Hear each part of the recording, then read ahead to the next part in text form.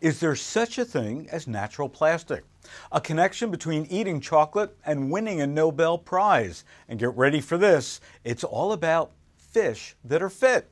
All this and more on this week's Food News Today. Let's get started.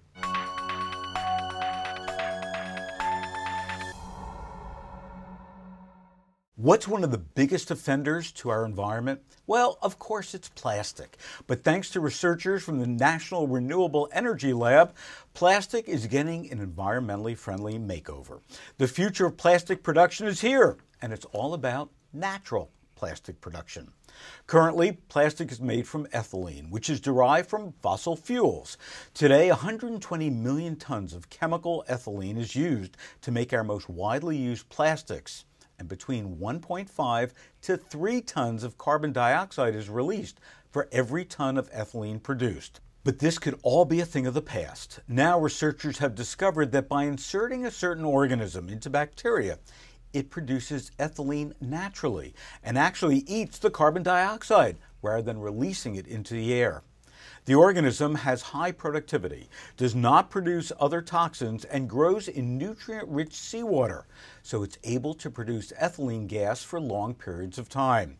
And if you were wondering just how we would dispose of this natural plastic, mushrooms. Yale students on a research trip in the Amazon discovered a fungi that will actually eat plastic.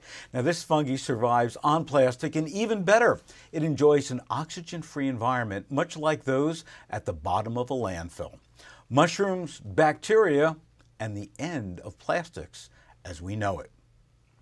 Would you like to win a Nobel Prize? Well, here's how. Eat chocolate.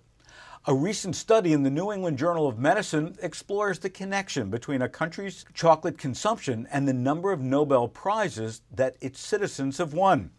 The result? The Swiss, of course. They consume the most chocolate and come in close second place to the Swedes for the number of Nobel Prizes. Here in the U.S., we rank pretty much in the middle. And as the study's author, Dr. Franz Messerli of St. Luke's Roosevelt Hospital and Columbia University in New York notes, the U.S. would have to up its cocoa intake by 275 million pounds each year to produce just one more winner.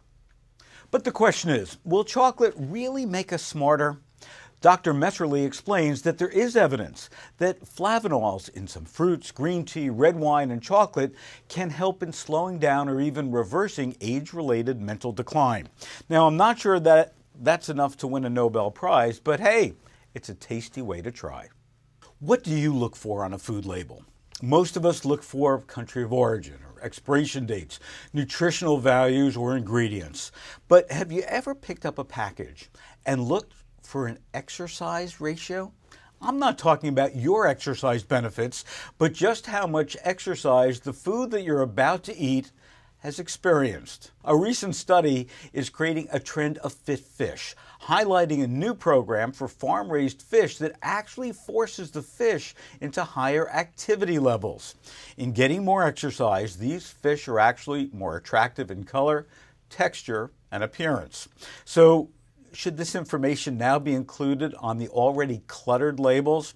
We asked our Facebook fans if they care about the amount of exercise that a fish or a cow or a hog or a chicken actually gets. Rachel says, yes, I care. It's less healthy in general, therefore less healthy for us. I think it's very important. Monica added, farm fish usually get sick due to the food that is feed, like chicken, and makes wild salmon sick. Now, I hope you'll go onto our Facebook page as well and add your comments to the questions that we post for Food News Today each and every day. Now, let's get back to the fish story. The fish who had the proper exercise showed better growth, swimming fitness, and resistance to disease. But what would this mean for us on our dinner plates? The researchers believe that a bigger, stronger, healthier fish would be obviously better in color, texture, and appearance. However, there's no evidence yet on whether nutritional content is affected at all.